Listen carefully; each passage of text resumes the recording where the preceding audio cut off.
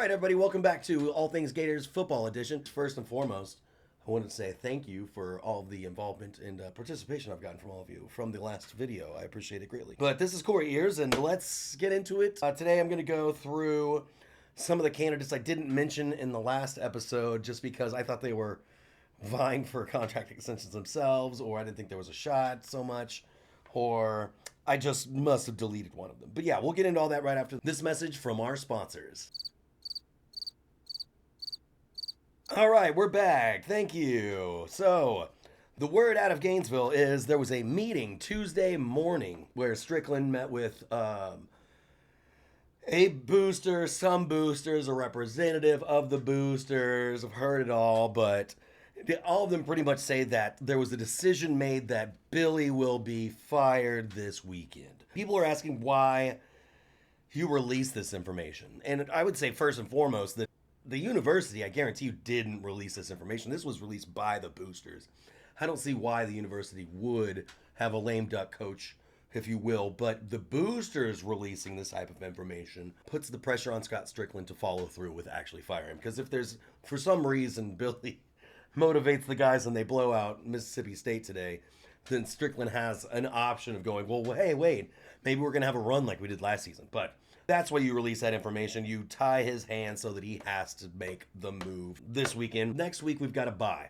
So you get an interim coach in, you get someone else calling plays finally, and they have 2 weeks to get their offense ready to go for the Georgia game in Jacksonville. So the first candidate I want to get to is Curt Cignetti. And between the other day when I posted and today, he got an 8-year, $93 million extension. That's why I didn't speak about him the other day, as I figured he was just using it as leverage, which is a wild extension for a guy that's, 65 years old? That'll carry him through his 73rd year on Earth. And we'll see if he's still out there hitting the recruiting trail and NIL and transfer portal and everything else at 73 years old. But, I mean, more power to him. Good job, Curt. Second on the list, I want to get to Dan Lanning. I still don't see him leaving Oregon. As I mentioned last time, he's got Phil Knight's open checkbook. He just recently, I think last offseason, signed a 6-year extension worth about $11 million a year. You look at his tenure at Oregon, he's gone 40-7. Like, he's got all the resources you could ask for. Is it in the SEC? No. Is that the only thing that would pull him away from that? It's not like we're going to pay him $15 million a year. I just don't see why on earth he would leave Oregon to make the move to Florida. I do not see it happening. Up third, I've been asked by a few people. There was one guy in the comments, I can't remember his name. I want to say it was Lucas. If I'm wrong, I apologize, bud. Someone asked about Kerwin Bell. Now, I love Kerwin Bell as a former Florida quarterback. He walked on in, 84, played 84 to 87. He was honorable mention All-American in 85 and 86. I mean, you look at his numbers at Florida, they were pretty strong for the time period before Spurrier. I know that he interviewed for the Florida offensive coordinator position back in 2011. He didn't get it one way or the other. I know he has served as offensive coordinator under Charlie Strong, obviously strong Florida ties.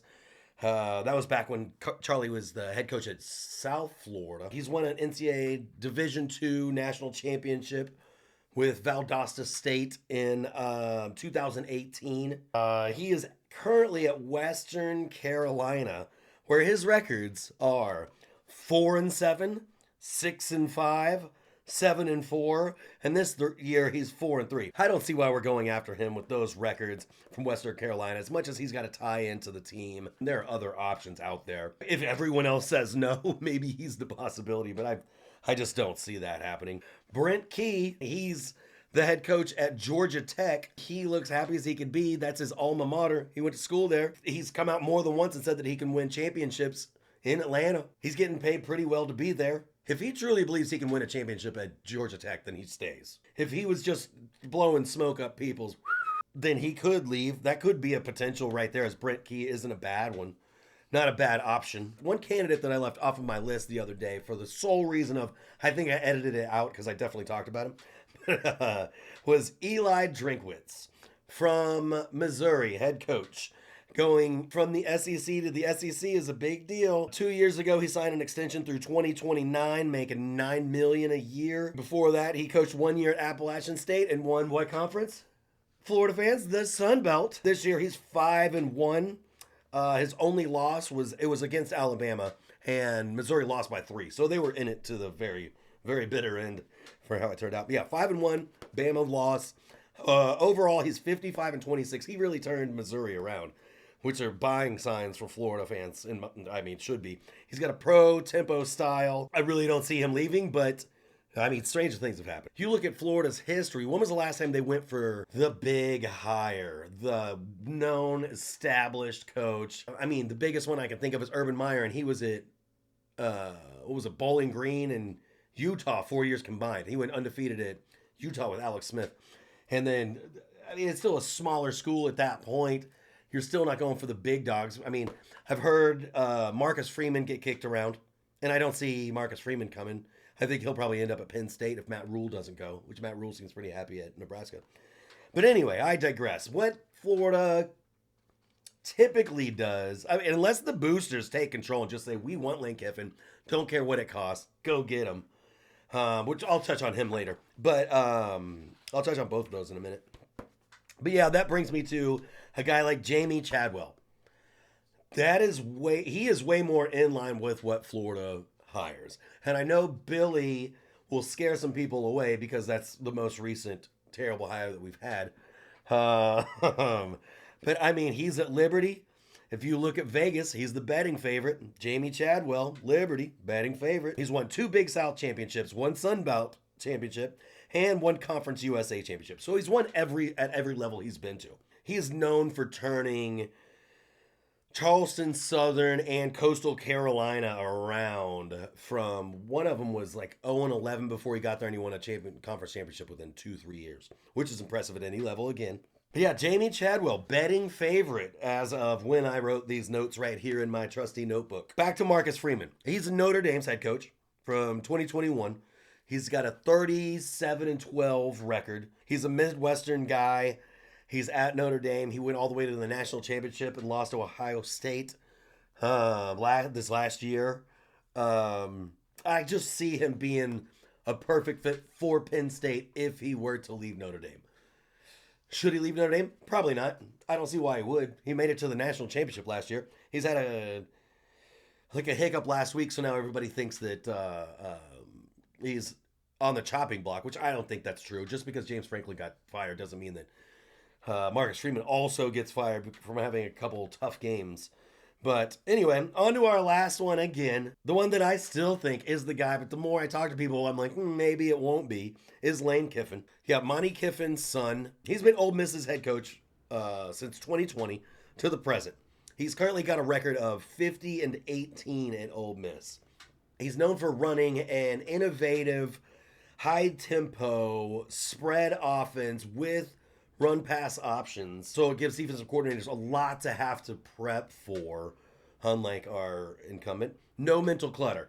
Forget what happened last game. Let's move forward, grow, win or loss. We're going to build off of our play and continue moving forward, add to our playbook, add to the wrinkles within each play, and find ways to win. He's known as a great quarterback developer. Obviously, with his track record, he's worked with some of the best. He adapts his offenses to his current players' strengths, which is something that I'm a big fan of as well. And another thing that Big Billy doesn't do a whole lot of, he does a lot of in-game adjustments, which is quite an amazing thought to think about potentially being around Florida. But yeah, as I said, the more I think about it, the more I talk to other people, I think Lane is the guy. But the more I talk to other people, Dan Lanning to Eli Drink and Jamie Chadwell and some of those guys, I think it's the people who know, and the people who don't know are all wide open depending on who they've spoken with. And I think the people that know aren't going to let it out. But I think this weekend we will be with an interim head coach that is currently on our staff. It doesn't really matter to me who the interim coach is. I don't think that matters that much. It all depends on when our next head coach finishes their season and when he can start recruiting and trying to retain our current talent from the transfer portal and start building for next year. Because that's, I mean, at this point, that's all we've got. We've just been waiting for Billy to get fired all season, anyway, in my mind. But enjoy the Mississippi State game, homecoming, wearing our vintage jerseys, which I'm a big fan of. I like those. I wouldn't say wear them every game, but I like these jerseys. If you like this content, don't forget to like and subscribe. And go Gators.